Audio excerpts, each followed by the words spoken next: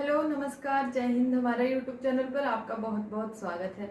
दोस्तों, अगर आप किसी गांव या वैसे शहर से बिलोंग करते हैं जहां पर कोचिंग की सुविधा उपलब्ध नहीं है और आप सिर्फ यूट्यूब पर डिपेंड होकर पढ़ाई करना चाहते हैं, तो आपको कुछ सावधानियां बरतनी चाहिए। कुछ बातें हैं जो आपको ध्यान में रखनी चाहिए। तो दोस्तों, कौन सी बातें हैं, कौन सी सावधानियां हैं जो हमें यूट्यूब से पढ़ाई करते समय रखनी चाहिए, आपको जानना बहुत जरूरी है। आपको उन बातों को सुनना बहुत जरूरी है।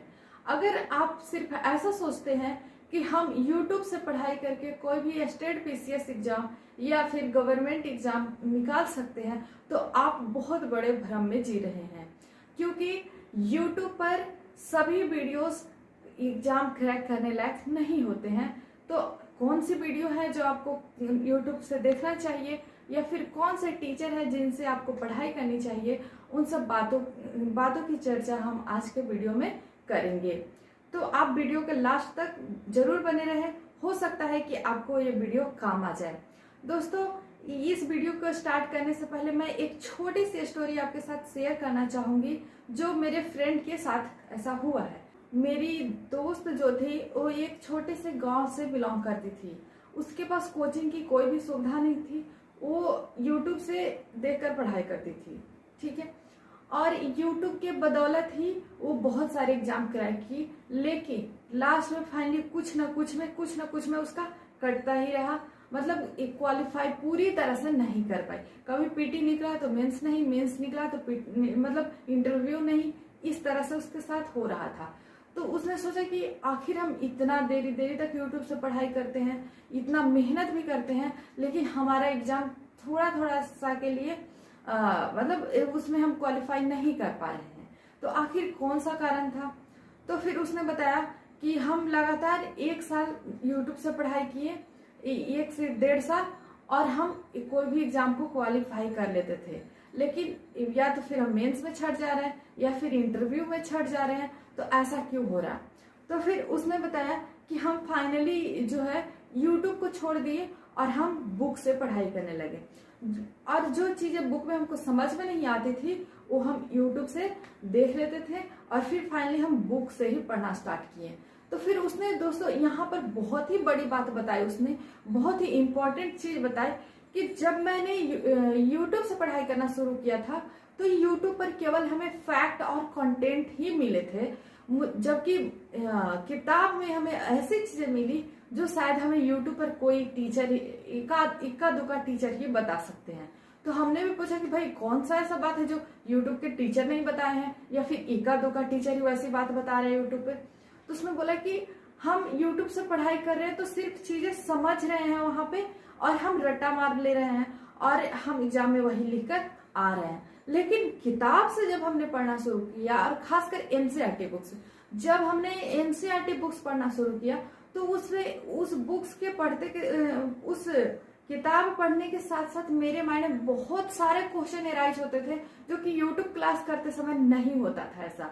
और जब मेरे माइंड में क्वेश्चन एराइज होने लगा तो फिर मैंने उस क्वेश्चन का आंसर ढूंढना शुरू किया।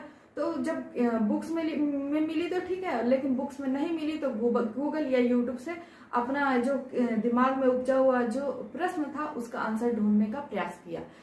तो यहाँ पे बहुत बड़ी बात उसने कही कि वो बुक से पढ़ रही थी तो उसका दिमाग में उस चैप्टर से रिलेटेड बहुत सारे क्वेश्चन एराइज हो रहे थे, जबकि यूट्यूब से ऐसा नहीं हो रहा था। तो यहाँ क्वेश्चन एराइज होने का कारण क्या है कि जो किताबें हैं, और खास करके एनसीईआरटी किताबें, आपके दिमाग को एक सोचने समझने की क्षमता विकसित करती है। कहीं ना कहीं वो आपके दिमाग को विकसित करना चाहती है। वो आपको वैसा बनाना चाहती है कि आप जिस टॉपिक में चाहे आप विश्लेषण कर सकते हैं, आप अपने नजरिए से उसका उत्तर लिख सकते हैं। और दोस्तों, कोई भी स्टेट पीसीएस का एग्जाम क्वालिफाई करने में ये बहुत बड़ा भूमिका निभाता है कि हम अपनी क्षमता के अनुसार उस प्रश्न का उत्तर कैसे दे पाते हैं। तो बुक में यही बड़ी चीजें जो हैं वो हमें समझाने की कोशिश करती है, जबकि हमें यूट्यूब के टीचरों से उतना समझ में नहीं आता जितना कि हमें बुक समझा पाता है। हम ये नहीं कह रहे हैं कि YouTube के टीचर खराब पढ़ाते हैं या गलत हैं, नहीं, YouTube पे बहुत बेहतर बेहतर टीचर है, बहुत अच्छे से पढ़ाते हैं। लेकिन मेरा सिर्फ कहने का मतलब ये है कि आप अगर बुक भी पढ़ोगे साथ में तो आपका जो नॉलेज है काफी विस्तारित होते जाएगा, आपका जो दिमाग है वो काफी विकसित हो जाएगा, जो कि कोई भी PCS एग्जाम के लिए काफी जरूरी होता है और आप कोई भी PCS एग्जाम को क्रैक कर सकते हैं। तो यही पहली बात यही है कि अगर आप YouTube से पढ़ाई करते हैं तो आप NCERT की किताबें जरूर पढ़ें, हो सके तो 6 से 12 तक पढ़ें, और अगर आप 6, 7, 8, 9, 10 पढ़ लिए हैं तो आप 11, 12 से भी पढ़ सकते हैं। और आपको किताब पढ़ना बहुत ही ज्यादा जरूरी है, क्योंकि किताब जो है ना हमारे दिमाग को विकसित करती है, हमारे अंदर एक ऐसी क्षमता लाती है जो कि हम कोई भी क्वेश्चन को अपने तरीके से आंसर लिख सके या फिर उसका जवाब दे सके। तो ये रहा फर्स्ट मुख्य बातें जो कि हमको ध्यान रखनी चाहिए। अगर हम सिर्फ YouTube से पढ़ रहे हैं तो हमें YouTube के साथ साथ हमें कोई अच्छी किताब पढ़ लेनी चाहिए, या फिर सबसे बेहतर किताब है NCERT का। तो पहला बात यही है कि YouTube टीचर के साथ हम NCERT किताब रखेंगे। सेकेंड बात है कि आप देखते हैं कि YouTube पर ट्रिक का जमाना आ गया है, बहुत सारी चीजों का ट्रिक मिल जाता है हमें, और हम कोई भी चीज का शॉर्टकट चाहते हैं, हम चाहते हैं कि चलो जल्दी जल्दी जल्दी में हमें ये चीजें मिल गई। तो दोस्तों याद रखना, मेहनत का कोई शॉर्टकट नहीं होता है, आपको हार्ड वर्क करनी ही होगी। और जो ऐसा बताते हैं कि आप शॉर्टकट तरीके से जल्दी क्वालिफाई कर जाएंगे या फिर कुछ, तो मुझे नहीं लगता कि ऐसा होने वाला है। शायद कुछ कुछ के साथ ही वैसा होता है, लेकिन मेजोरिटी के साथ ऐसा बिल्कुल भी नहीं होता। बहुत संख्या में लोगों को इस तरह का रिजल्ट नहीं मिलता, उनको मेहनत करना ही पड़ता है। शॉर्टकट या कम समय में हम कोई चीज नहीं पा सकते हैं। ओके, तो आपको ट्रिक पर नहीं जाना है। देखिए, ट्रिक वैसे स्टूडेंट्स के लिए रहता है जो कि चैप्टर को बहुत अच्छे से समझते हैं, कोई भी चैप्टर को पढ़ लिए हैं, उनके दिमाग में उस चैप्टर को लेकर बहुत अच्छा सा एक धारणा बन चुका है, तो उनके लिए ट्रिक जरूरी है, उनके लिए वो ट्रिक काम आ सकता है। लेकिन आप कोई चैप्टर नहीं पढ़े हो और आप ऐसा समझते हैं कि हम इस ट्रिक को पढ़कर हम एग्जाम क्वालिफाई कर लेंगे, तो आप बहुत बड़े भ्रम में जी रहे हो। आपको वो ट्रिक पे बिल्कुल भी ध्यान नहीं देना चाहिए। अगर आप उस चैप्टर को पढ़ चुके हो तब आप उस ट्रिक पे जाओ, वरना मत जाओ। और मुझे लगता है कि अगर आप कोई भी चैप्टर को अच्छे से पढ़ लोगे तो आपके माइंड में खुद ट्रिक बैठ जाएगी, आपको अलग से कोई ट्रिक लेने की जरूरत नहीं है। तो दूसरी बात यही ध्यान देने वाली है कि हमें YouTube के जो वीडियोस में ट्रिक मिलते हैं उन पे नहीं जाना है। तीसरी बात है कि आजकल आप देख रहे हो कि YouTube वीडियो पर मैराथन का ट्रेंड चल रहा है। कोई भी एग्जाम के पहले एग्जाम के 4-5 दिन पहले 30 घंटे का मैराथन चल रहा है, 12 घंटे का मैराथन चल रहा है। इस तरह से बहुत सारे घंटे का क्लास चल रहा है जिसे मैराथन बोल रहे हैं। तो वैसा हमें नहीं, मतलब बहुत सारे स्टूडेंट हैं जो उस मैराथन क्लास को लेकर बहुत ज्यादा ये एक्साइटेड हो जाते हैं, और कुछ तो टेंशन में चले जाते हैं कि हम इतना देरी तक लगातार कैसे देखते जाएंगे। तो दोस्तों, आपको मैराथन जो ये क्लास होती है लगातार 12 घंटे की, लगातार 30 घंटे की, 24 घंटे की, एक तो एग्जाम के 4-5 दिन पहले होगा आपको, और दूसरी बात आपके माइंड में एक बोझ सा बन जाएगा कि हम 30 घंटे की क्लास हमें करनी है, हमें 12 घंटे की क्लास करनी है। और क्या संभव है? आपको फोन है, मुझे लगता है कि ब्लास्ट कर जाएगा अगर आप लगातार 12 घंटे किसी क्लास को करते हैं या फिर 24 घंटे करते हैं, तो ये संभव नहीं है। हम 4 से 5 घंटे मूवी देखने बैठ जाते हैं तो उसमें हमारा कमर दर्द करने लगता है, तो ये 12 से लेके 15 से लेके 30 घंटे तक की क्लास हम क्या करेंगे? तो आपको मैराथन क्लास से लेकर, मतलब उस मैराथन क्लास से आपको टेंशन होने की जरूरत नहीं है। मतलब बहुत सारे स्टूडेंट ऐसा सोच लेते हैं कि इसमें इस मैराथन क्लास से तो बहुत सारे क्वेश्चन आ जाएंगे। ऐसा बिल्कुल भी नहीं है। आप 30 घंटे का क्लास में अगर जो इंसान मान लो कि 2000 क्वेश्चन करा दे रहा है, तो उसमें से शायद 50 या 30 मिल भी जाए तो वो बहुत बड़ी बात नहीं होती है, क्योंकि 30 घंटे का मैराथन है। उससे अच्छा है कि 30 घंटे का नहीं, हम 30 दिन में वही 2000 क्वेश्चन को हम 30 दिन में सॉल्व कर ले तो हमारे लिए ज्यादा बेहतर होगा। मैराथन मुझे लगता है कि सबसे, मतलब दिमाग को बोझ प्रदान करने वाला क्लास होता है।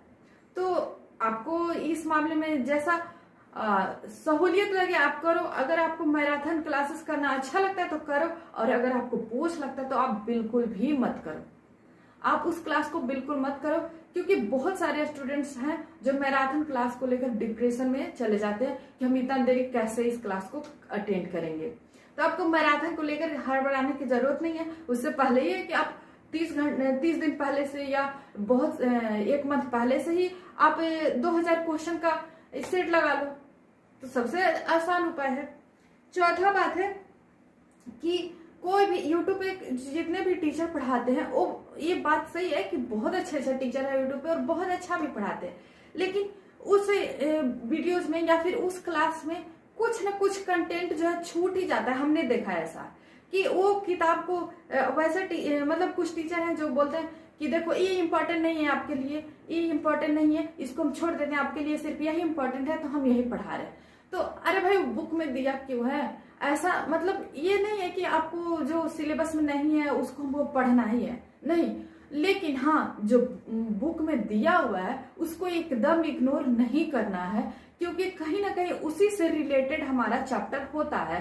तो आपको बुक में जितनी भी सारी चीजें दी हुई होती है तो उस पर ज्यादा फोकस ना करके एक बार फोकस जरूर करें कि हाँ ये चीजें भी हमको थोड़ा सा जान लेना जरूरी है। पूरी तरह से इन चीजों को इग्नोर करना जरूरी नहीं है, जो कि हमें यूट्यूब टीचर बताते हैं कि आपके लिए जरूरी है ही नहीं, उसको पूरा तरह से कट कर देते हैं, हटा देते हैं। तो आपको ये माइंड में रखना है कि वो चीजें एक बार हमें जरूर जान लेनी चाहिए, एक बार जरूर देख लेनी चाहिए, ताकि हम चीजों को अच्छी तरह से अंडरस्टैंड कर पाएंगे आगे। तो ये 4 बातें आपको मुख्यतः ध्यान देनी है।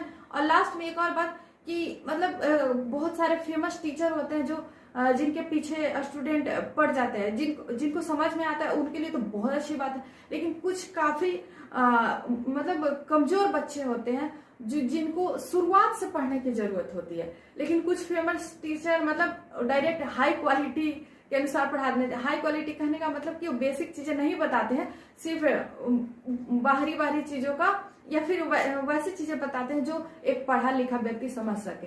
अब जो कमजोर है या पहले से नहीं पढ़ा है, अगर वो भी चाहता है कि हम वही टीचर से पढ़े तो और उसको समझ में नहीं आ रहा है तो आप उनसे मत पढ़िए, आप बेसिक टीचर से ही पढ़िए। और अगर आप बेसिक चीजें समझ लेते हैं तब आप उन टीचर से पढ़िए। तो आपको पढ़ाई को पूरी तरह से बोझ नहीं बनाना है, टेंशन लेके कोई भी पढ़ाई नहीं होती है। आपको अपने माइंड को क्लियर, फ्रेश और जागरूक रह के पढ़ाई करना है, ठीक है। तो दोस्तों इसी के साथ मैं वीडियो को एंड करना चाहूंगी। धन्यवाद। वीडियो कैसी लगी है कमेंट में जरूर बताना, और अगर अच्छा लगे तो चैनल को सब्सक्राइब करना और वीडियो को लाइक करना। धन्यवाद।